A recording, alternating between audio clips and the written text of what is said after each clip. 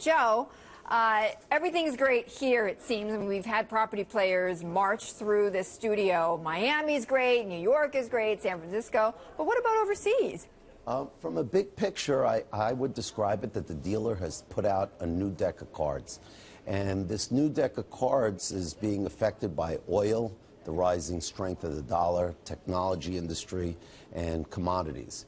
You know, countries that have exposure to commodities like oil are suffering.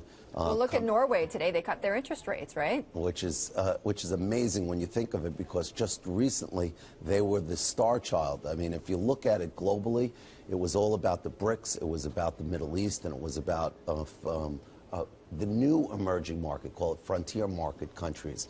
And now all of those countries, whether you look at Brazil, you look at Russia, you look at China, you look at African nations that were oil exporters, and all of a sudden you say, wait a minute, maybe I need to revisit. And sure enough, this country, little country that wasn't talked about for a few years as anything exciting, that was even written off, called the United States of America now, is probably potentially the greatest boom story of the next decade or two coming up. Well, I think we've well advertised that, though, Joe, but I get your point. I think there's been so much sort of fascination with emerging markets, and now that kind of bloom has come off the rose. But what about, let's say, in Mexico? Because I know you have properties in Mexico City. You have retail centers there.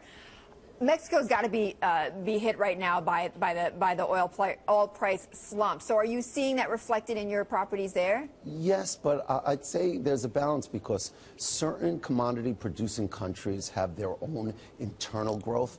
It's a young country, it's a growing country, it's a modernizing country, and they're getting a lot of the ripple effects of what's happening here in the United States, which is a tech boom that's now going to what I call 3.0, and call it the Intell Industry Revolution wave. And what I mean by that is, as a result of Alibaba, Google, Uber, all the wild valuations that you see out there, there's a humongous amount of capital flowing into the United States and countries on the periphery that operate like the United States, like Mexico, into venture capital. Okay. That money. You're seeing the valuations go up in those countries? Oh, certainly. Or I should say the flow of dollars. Okay. You had 8 venture capital firms in Mexico only about 6 years ago.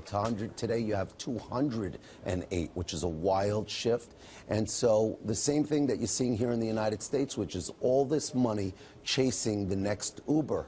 And more particularly back home, in the ripple effect of certain markets like Mexico, is there are thousands and thousands of companies being started every day all over the United States, not just the New York story. Yeah. You know, I saw in or a Silicon Valley or New York story. I saw a company called Everything But Your Home. They handled the estate sale, technology-driven business out of Cincinnati, a new grocer coming out of St. Louis, Fly Cleaners, the Uber Cleaners concept. So, Joe, I know that among the many passions that you have, infrastructure is one of them. You know, Mary Gabelli is going to be joining us.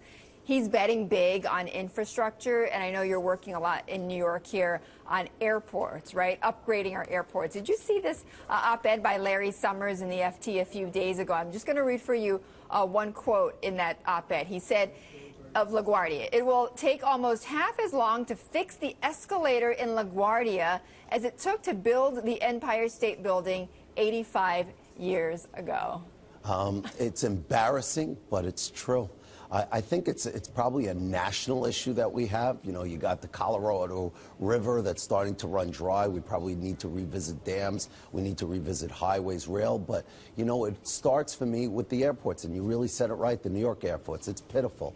You know, the fact that you couldn't get a governor and a mayor and a president together to do the right thing by one of the most important airports in the country, with all the stimulus dollars that went out. And I'm hopeful through our organization called Global Gateways that we'll put more focus on it, more attention, and hopefully maybe get to accelerate to half the time that Larry Summers is predicting for them to fix that. Oh, only about 40-odd years, only then, right? 40 Okay. Years. By the way, did I hear you won an award, Ernst & Young?